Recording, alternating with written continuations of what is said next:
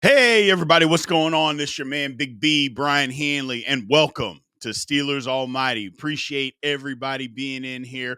In case you guys were still wondering, yes, Steelers Almighty is still the fastest growing Steelers channel on YouTube. So we appreciate everybody being out there. Look, we got a good show for you guys today, man.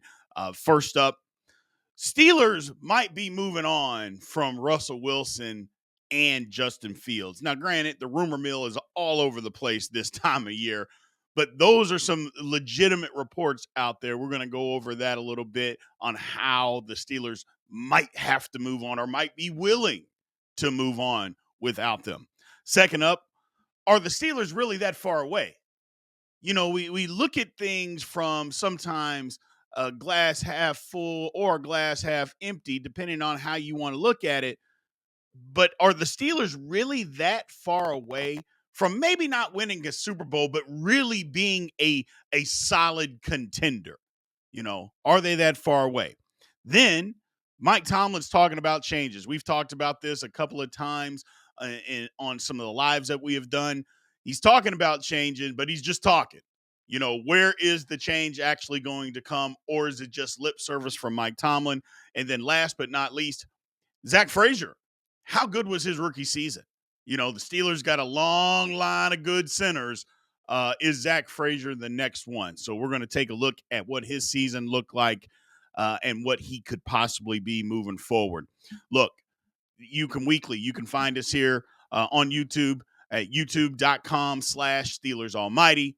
Anywhere that you have social media, you can find Steelers Almighty. And then if you like the audio version, anywhere you get your podcast, you can find Steelers Almighty. Remember to like, follow, subscribe, continue to get in the comments.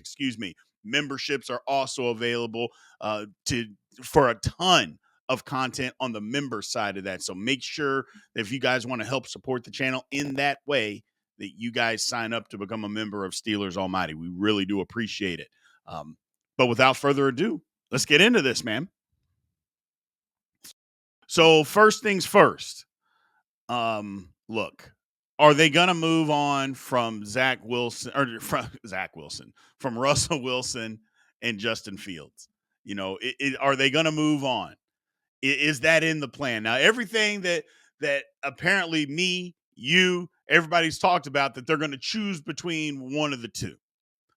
But there are reports out there, solid reports from reputable people that saying no, the Steelers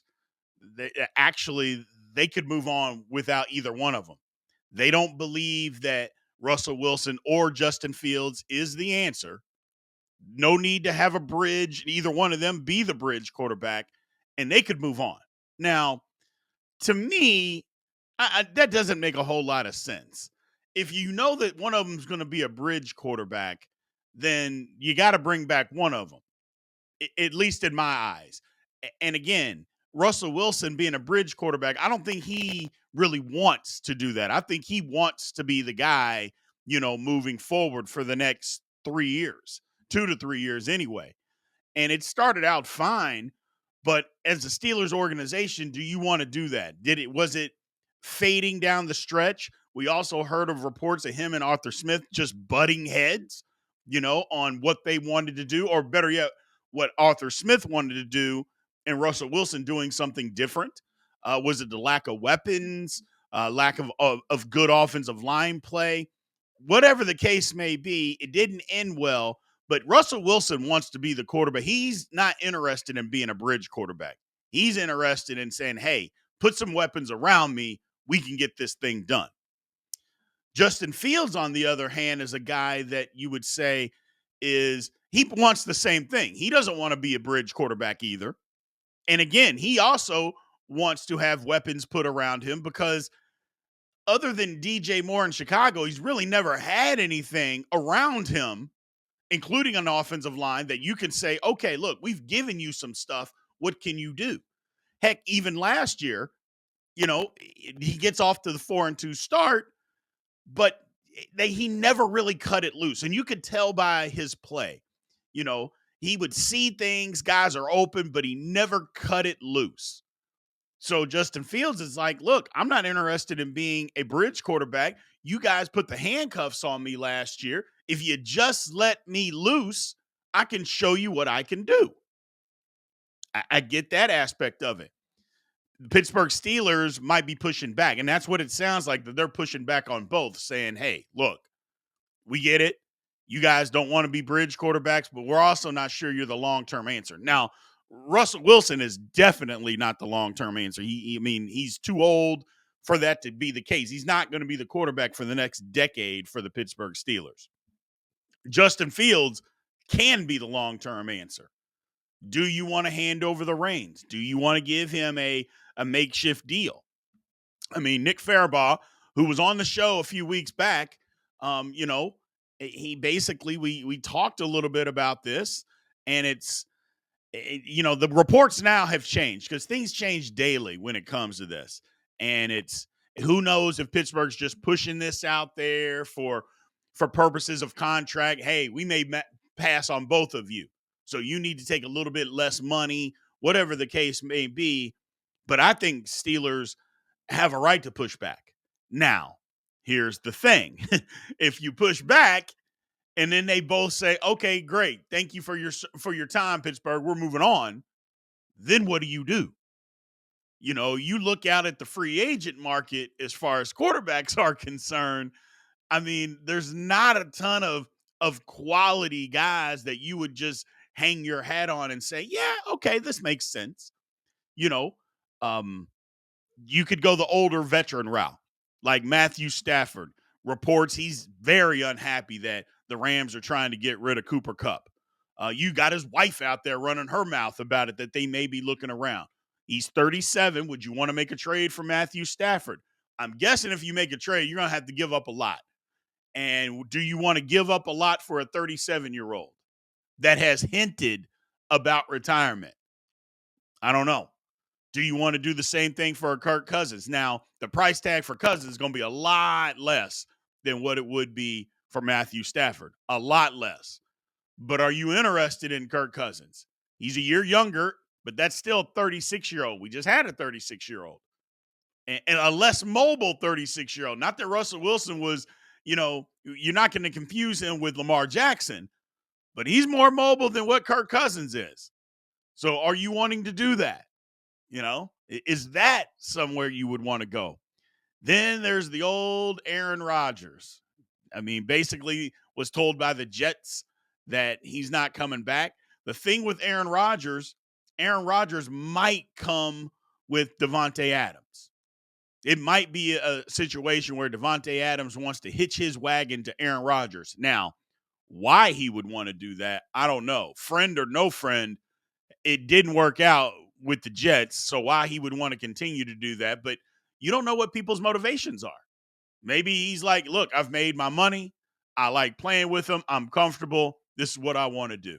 Even if he only plays another year. Heck, who knows how long Devontae Adams is even going to play. But Aaron Rodgers is an option. Is it a viable option? I don't know. I don't know if you want to bring that. We talked about that. I don't know you want to bring that into the Steelers locker room because there's drama that comes with Aaron Rodgers. A lot of baggage. And I don't know if you want to open that Pandora's box. I just don't think you would want to. But hey, who knows, man? Who knows? Then there was this talk about Trevor Lawrence. Did the Steelers actually reach out? Did they not? Reports were, yes, it came from a ton of places. Then all of a sudden, it's like, well, the cat gets out of the bag. Well, whoops, nope, we didn't. They didn't really reach out to Jacksonville. And so now you don't know, which is why I say, you know, the rumor mill this time of year, it's absolutely insane. It's absolutely insane. So you don't know what the case may be. But this is a 25-year-old quarterback. Problem is, he brings a gigantic contract that a lot of people, myself included, don't think that he's earned. And you got to pay him a lot of money. So, do you want to go that route? And then you look at the free agent market. I mean, I mean, you're willing to give Sam Darnold some kind of money like that? I mean, it's Jacoby Brissett's, Drew Locks of the world, you know, Zach Wilson. I mean, It doesn't look great, man. It doesn't look great. Now, there's a name on there that a lot of Steeler fans are going to say, hey, let's bring him back, which is Mason Rudolph. Mason Rudolph, again, I get the sentiment because he's played decent football when he's given an opportunity. The second time around, he was given an opportunity. I understand, especially in 2023, where he helped us get to the playoffs. He did. Absolutely, he did. But he went to Tennessee. And just think about that for a second. He went there. Now, granted, he was going to be the backup there. He knew he was going to be the backup there. And he got his opportunity, and it was nothing special. So, what, I mean, are you wanting to bring that guy to be the bridge quarterback? I don't know. I wouldn't mind having Rudolph back, but as a backup, we don't need him as the starter. So, where do you go? I mean, do you draft the guy? I mean, you look at the quarterbacks where the Steelers are drafting, there's not going to be any first round guys. And I know people are saying, hey, in the third round, it's been third or fourth round. Take a Will Howard or a Jackson Dart in the third or fourth round. My thoughts are this. Go back to when Mason Rudolph was drafted in the third round. We had a quarterback in Ben Roethlisberger, and we basically wasted a third round pick on somebody that wasn't going to help us. And that came to be true. He didn't. Like, it wasn't a defensive player that could come in and play right away. Offensive player, it was a guy that he helped us years down the road to make some playoff games when other quarterbacks got hurt and were ineffective. But that's not what you want your third round pick to be. So you want to do the same thing now. It's not, again, the Steelers aren't a quarterback away. So you want to invest a third or a fourth round pick on guys that are projected to just be backups in the league. And granted, anything can happen. Guys can develop later, better, depending on where they are. If it was an exact science, everybody would do it. So it's not easy. But you want to invest a third or a fourth round pick on that versus somebody that could come and help you play and plug in some of the holes that the Steelers have. Because again, I mentioned it. We're not just a quarterback away. There are several positions that the Pittsburgh Steelers need to upgrade. Quarterback clearly is one, but I'm not sure you waste a third or a fourth round pick on guys like that. That's just my feeling. At some point, we got to have a quarterback for the future. I get it. I totally understand it. But third or fourth rounder, when you have so many holes that you could actually fill some of those holes, I think you got to move on from there and think something differently. I really, really do. So let's go to the poll question, man. It's interesting stuff, this quarterback thing, and it's troubling because the Steelers just they don't have a quarterback, and it's hard to do anything else until you know what your quarterback is going to be. It can put your franchise in a chokehold, per se. So poll question number 1, who would you rather have as a starting quarterback for the Steelers in 2025? Is it A, Wilson, B, Fields, C, a veteran free agent, or D, a quarterback via a trade? So you got your choices there. Wilson, Fields, a veteran free agent, or QB via trade. And obviously it's going to be one of those four. But like I mentioned, it's so frustrating because, like, how do you get other free agents? Like, we need wide receivers. How do you get free agent wide receivers when you don't know who the quarterback is going to be? That makes it tough, man. It makes it tough. So, but we'll see. We'll trudge through and we'll try to get through it. We will try to get through it. Moving on. Are the Steelers that far away? Like, when it comes down to, okay, brass tacks, let's put everything on the table, all our cards on the table. Are the Steelers just light years away from competing? And quite frankly, and let me just break it down for you, because I don't think they are. I know I talk a lot of times about how we have to change and this team is better, but just bear with me and let's talk about it. First off, we won 10 games this year. Okay. Now, and then I predicted us to win 11. So we won one less game than what I actually thought we were, because I thought the Steelers would be better. I looked at the schedule. I know how we are. And I thought, yeah, we'll win 11 games this year. They ended up winning 10. Okay. So 10 games, while it's not what we want, but it's still nothing to sneeze at. You know, it's not like we won 4 and we thought we had a really good team. You know, there was a lot of people that, I mean, hell, we didn't know who the quarterback was going to be until week 1. Like, we had no idea who it was going to be until week 1. So there's that. And we still won 10 football games. And there's still something to be said about that. Again, is it what we want? No. But 10 games is still winning 10 games. That's a good thing to be able to do. We beat 3 of the 7 AFC playoff teams. And heck, one of them we can't beat because it was us. So technically, if you just take of the 6 teams that you could have beaten, we beat 3 of them. One of them was the Ravens. Now, you can say whatever you want about how you beat the Ravens or how, you beat the Chargers or the Broncos, whatever, that those games came early. They count. I mean, they don't give you a half a win for beating them early or for how you win. They don't say, nah, we're going to cut that W in half. No, they don't do that. They just give you the W. Did you go out and win the game? Yes, you did. Okay, great. Steelers were able to do that. So they're competing with playoff teams. And I know we look at the end of the season and think, well, the Ravens whipped us and the Chiefs whipped us. And just talking about AFC teams, and the Ravens whipped us twice. Okay, are you really competing? I don't know. Those games obviously didn't look good. There may be some reasons to that. But again, of the 6 playoff teams in the AFC that we could have beaten, we beat 3 of them. That has to matter. It has to matter. Okay. The Steelers have pieces. It's not all doom and gloom like I try to portray sometimes. A lot of you guys try to portray.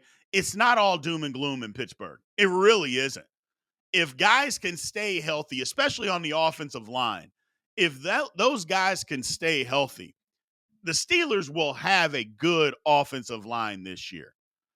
If Troy Faetanu is healthy, depending on who we have at right guard, and we got some decisions to make there, center, left guard, and if Broderick Jones just plays average, I'm not saying he's got to play phenomenal or the best left tackle. If he just plays average football, if he's capable of that, the Steelers actually have a good offensive line. Again, it's going to depend on who that right guard is.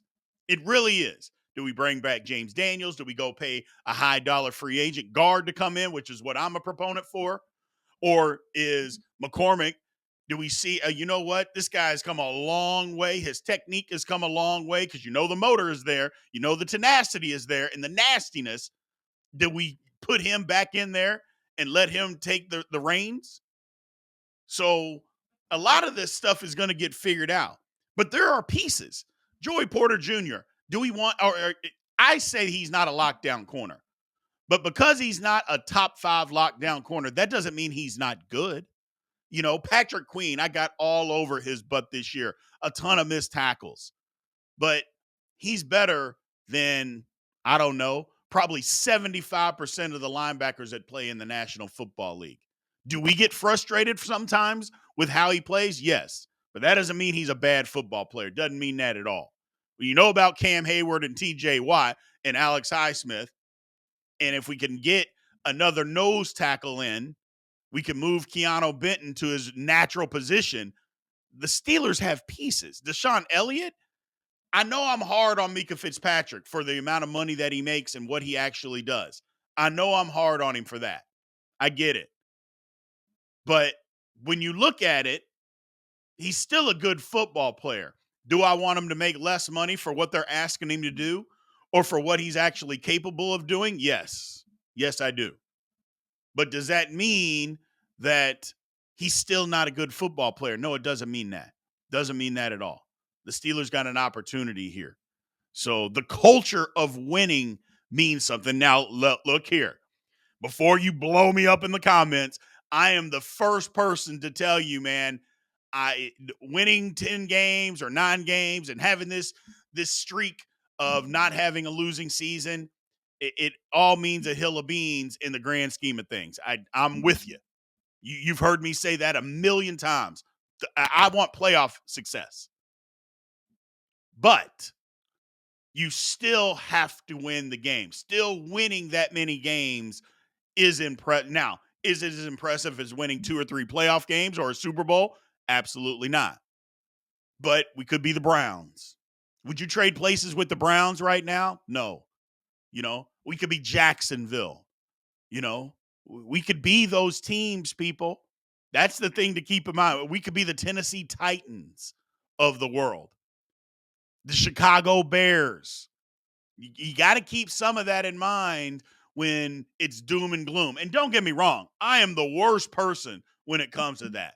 So the hypocrisy from me is absolutely there because I am the worst when it comes to what the hell are you doing? Get it figured out. What's wrong with you people? I, I'm that guy. I am that guy. So I get it. I get it. But sometimes we just have to sit back, take a deep breath, maybe take 2 of them, and say, is it really that bad? And are we really that far away? And if we're being honest, we're a ways away. Don't get me wrong. We're not super close, but we're not light years away from this thing. We aren't. And I know what some people will say. Well, we don't trust the people that are in charge to make the right decisions. Okay, that's fine. But either way, we're still not that far away from being where we want to be. At some point, if you're a Steelers fan, you just have to trust that the people will make the right decisions. You got to trust that they will. So it sucks. It's difficult, but I get it. Now, here's one thing that you have to look at too. Winning franchises in the last 10 years. You're not going to believe it. The Steelers are second. Kansas City is first. The Steelers are second, followed by Buffalo, Green Bay, and the Baltimore Ravens. That's the winning percentage in the regular season over the last 10 years. Now, yes, regular season. Come on, Big B. We want playoff success. I do too. But winning is still winning. Now, I mean, do I want to win in the playoffs? Does it mean more? Absolutely. But I just told you who we could be. Would you rather trade places? Because I don't think you would. Like, look at the New York Giants, one of the founding members of the National Football League. Look at where they are. Do you want to be that? No. Or the Jets, for crying out loud, who gets a new coach every 2 years because they can't figure it out. Their GM, they just go through that like a baby changing diapers, man, because they can't figure it out.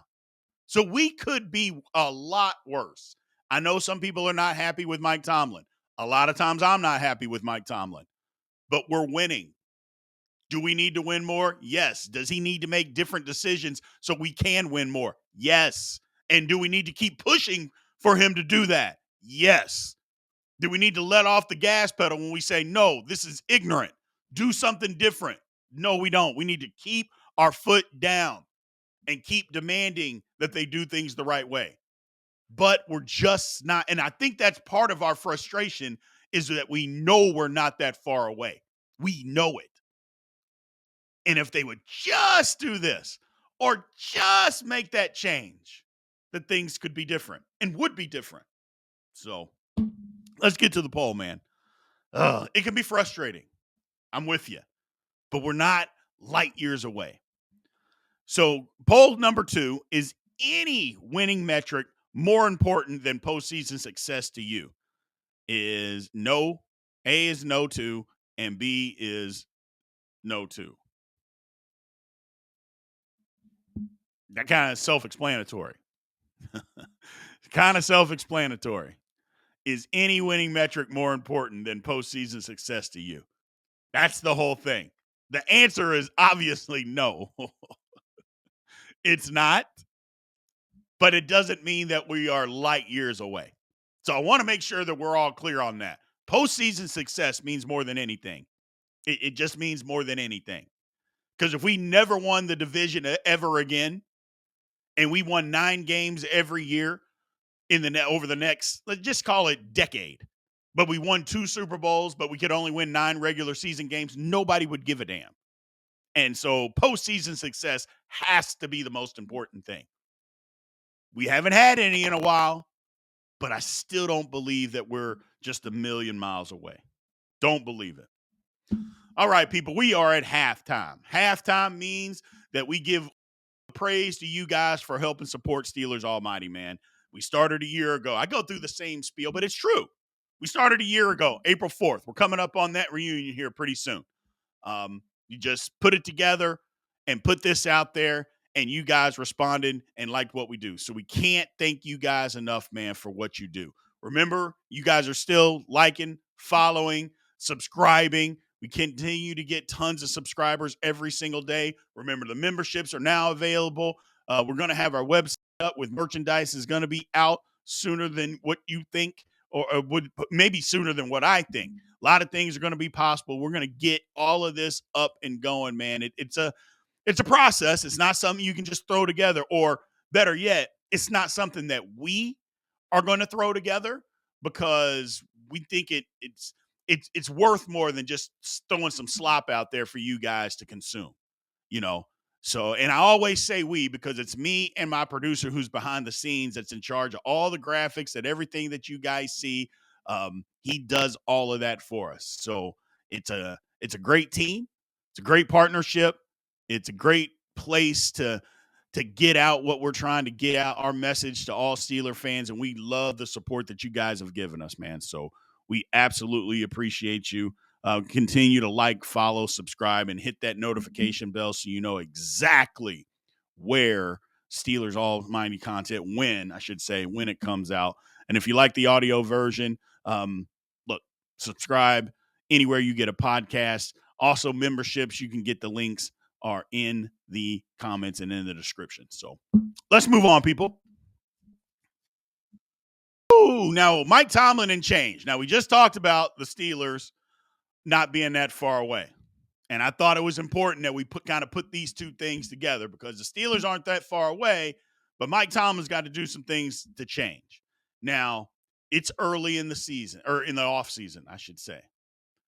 But some of the things that I would say most Steeler fans thought they should do, the Steelers didn't do. Now, I didn't think they were going to change offense and defensive coordinators. That was a pipe dream. People that were screaming that. I'm like, you all know how I am. When things that I know aren't going to change, I don't waste energy on that. And I knew that we're not changing. If we kept that offensive coordinator around, that I won't say his name, the previous one, if we kept him around for as long as we did, we're not getting rid of Arthur Smith after 1 year. That just wasn't going to happen. And Terrell Austin, we can think whatever we want about him. He's in his position, and Mike Tomlin is effectively the defensive coordinator. So why are you going to make a change there? That doesn't make sense. So when we've got this guy, Tomlin runs it, you know, Austin's in the position. He wasn't going anywhere. And people blaming him for how the defense is run, you're blaming the wrong guy. And I think most people get that. So he wasn't going anywhere. But the one position that we thought we were going to get some change, and probably should have gotten change, is an offensive line. Pat Meyer, it just not working. It's just not working. There's no development. For instance, Broderick Jones should have been better from last year to this year. You know, he had a decent rookie year. There were some struggles in pass protection, but it wasn't anything like it was this year. And that's when I say people, and I used to get into it and argue with you guys, because they would say, well, he's playing right tackle. He's not used to it. I'm like, hold on a second. He played right tackle all last year. Like, he got into the game. He didn't play left tackle at all his rookie year. He played right tackle.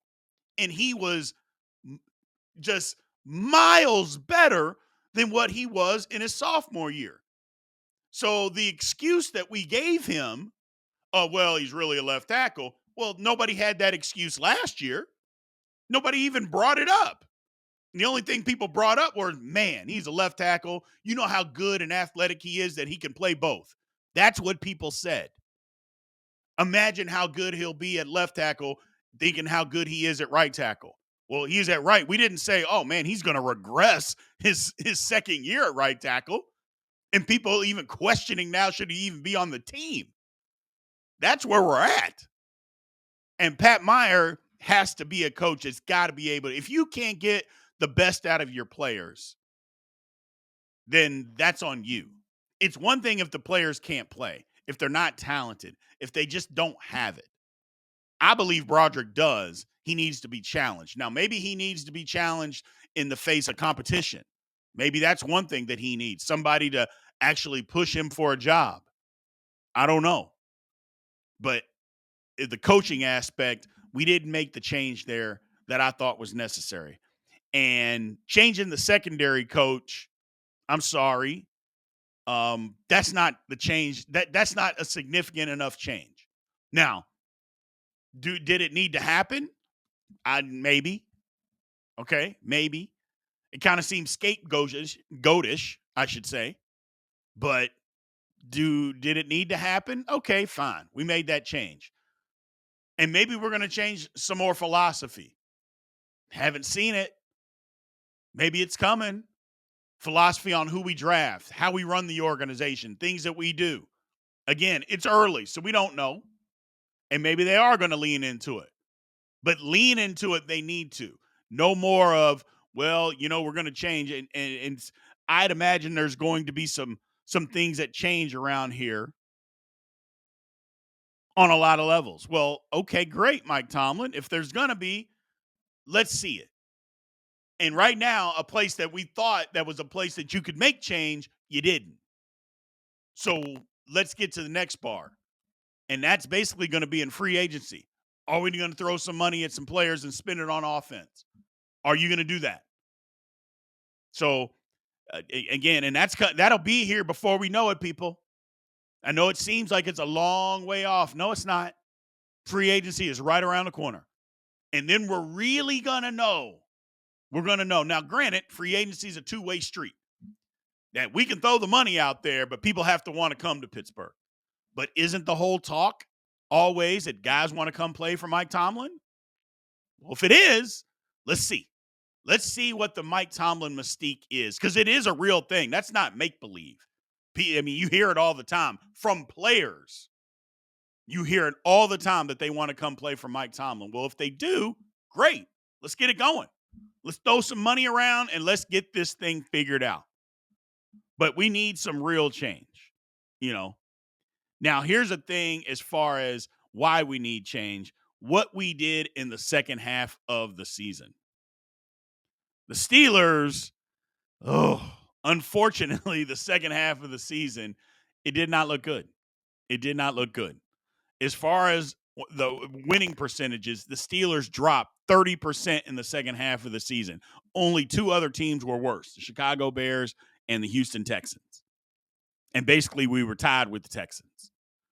So now there's a reason for that. Obviously, the Steelers' schedule was so much more difficult in the second half of the season than it was in the first half. I mean, it's just simple. It was. Now, as far as playoff teams, I don't know. I mean, we did play the two teams that were in the Super Bowl. We played the Ravens twice. And I don't know where you want to put the Commanders. I mean, they were in the NFC Championship game. I didn't mention them earlier because we were just talking about AFC teams, but we played them. And again, I don't know if you want to put them on the front half, second half, whatever. But bottom line is the schedule was way more difficult the second half of the season than it was the first half, even though we beat two playoff teams in the first 3 weeks of the season. We did do that. But it was just more difficult. So I want the change to happen, and I need to see it. I need to see it. The whole thing about we're going after a wide receiver, we need a wide receiver, and then we just never do it like we did in the 2024 offseason. I can't deal with that in 2025, people. I can't deal with that. That was the whole thing. We knew we needed another receiver. Everybody knew it. And we got teased by Brandon Ayuk. I was on it from day one telling you guys that he was never coming here. He didn't, but we never addressed it. That can't be the case this year.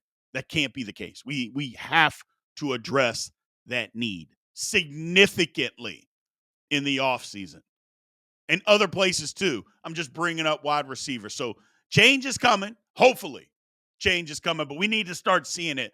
The talk about change, I'm done with the talk. I need the action. Let's get to the poll. Yeah, we need some action. We need some action, man. So, poll question 3: what change would be the most beneficial for the Steelers this season? A new coach. Well, that ain't gonna happen. B, new coordinators. Not happening. C, new quarterback. Or D, getting younger. And getting rid of some old players and getting rid of maybe bigger contracts, trading guys out. I don't know if you necessarily want to say tanking, but just saying, hey, we need to get younger at a lot of different places. So that's interesting. Now, a lot of you obviously are going to say we need a new head coach and a new coordinators. I get it. But what change would be the most beneficial for the Steelers? New coach, new coordinator, new quarterback, or getting younger? So, interesting thoughts down the stretch, man. Interesting thoughts. Moving on. How good was Zach Frazier? Like, how good of a season did Zach Frazier have? I was on Zach Frazier from day one that we needed to draft him. I thought he was the best center coming out in the draft. I said it. You guys heard it. This is not me going, hindsight. No. You go back to our first videos. I was all over Zach Frazier because he was a guy that had played in college for multiple years, been the starter at that position. A couple of the other guys sat behind somebody for a couple of years, played guard, only played center 1 year. I'm like, no, the Steelers need a center that's played center and been very successful playing center. That's who we need. And that's who we got. And what did it look like with Zach Frazier? I mean, first off, Zach Frazier, he's got a lot to uphold. The Steelers have a long line of great, not good, but great centers. I mean, you start with Mike Webster. Now, I know we could go back, but basically the top 3 centers for me, in my opinion, not in any order: Mike Webster, Hall of Famer; Dermontti Dawson, Hall of Famer. Dermontti Dawson revolutionized the position. I mean, basically how they play center today, Dermontti Dawson did that 30 years ago, man.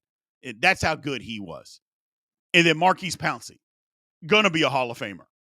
So there's a long list of guys that have been good as far as Steelers are concerned at the center position.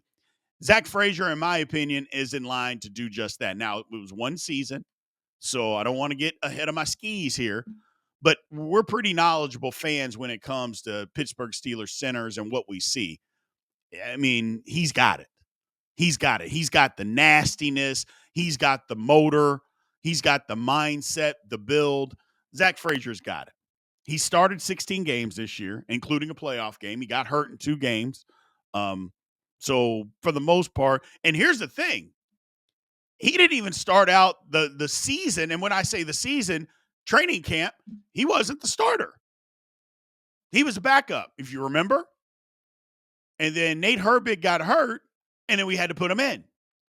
So that's the thing there, is that he wasn't even the starter when training camp started. Now, I'd like to think that he was going to take over the position, but who knows how long that was going to be? Would it have been week 3, week 4, week 7?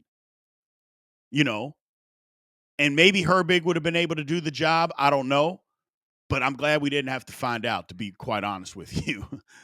Frazier is that good. Herbig wouldn't have been that good, I don't believe. Good backup, good for what we needed, but I just don't believe he's as good as Zach Frazier. Look, y'all know how I feel about PFF.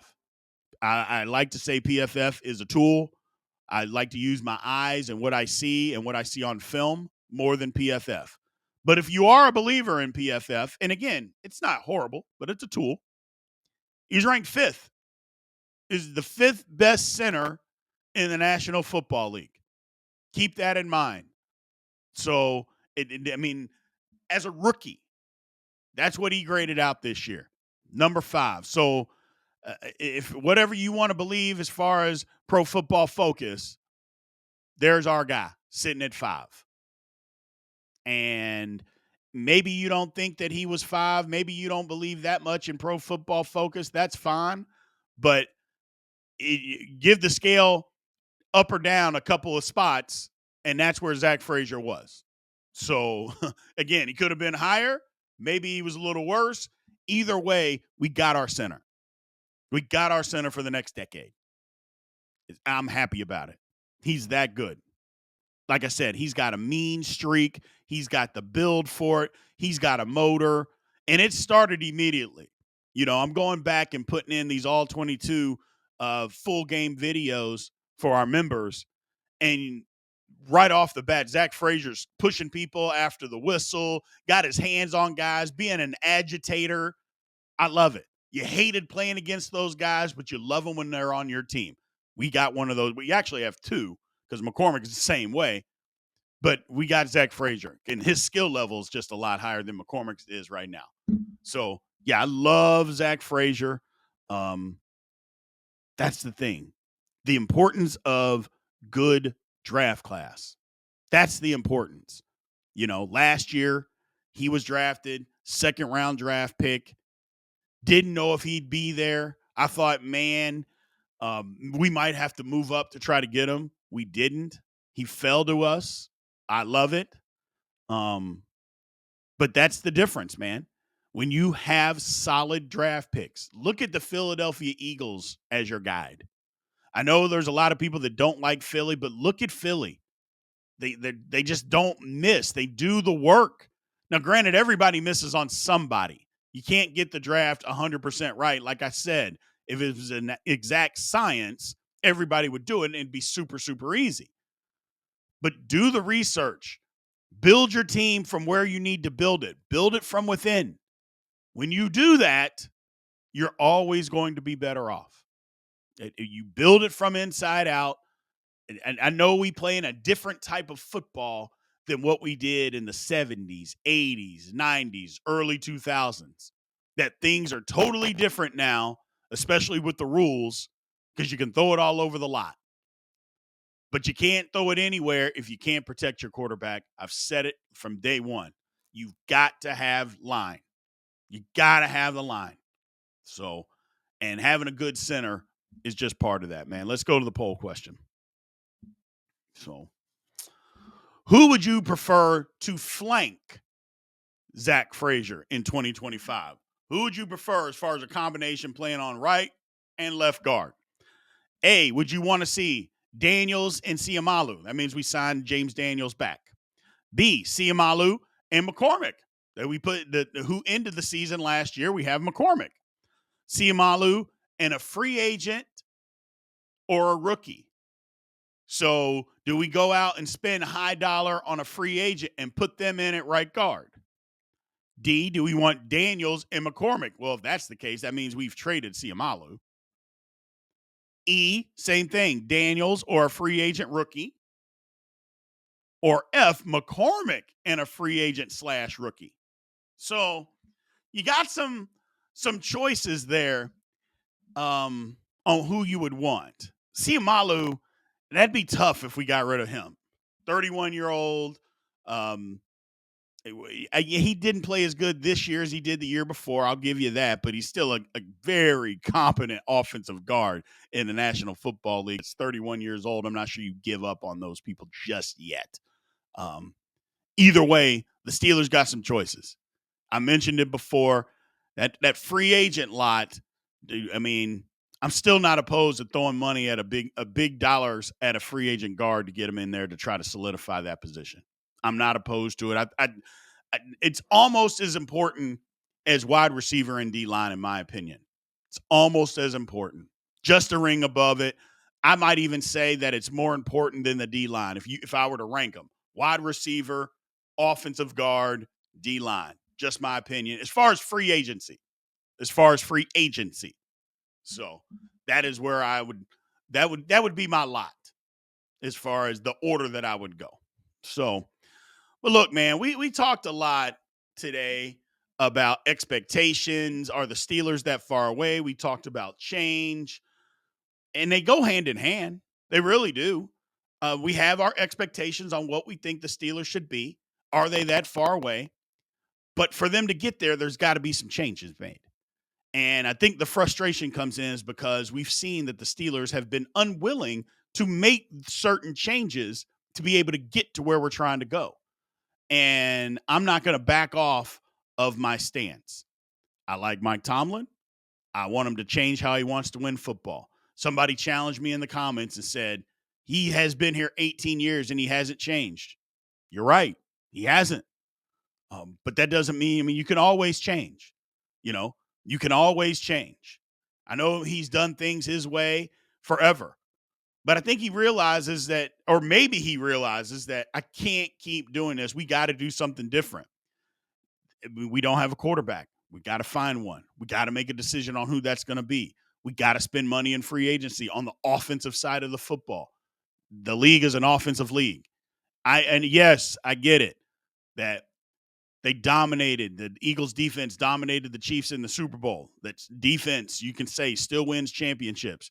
But the game wasn't 7-0, people. That much I'll tell you for a fact. The game didn't end 7-0. The Eagles put up points.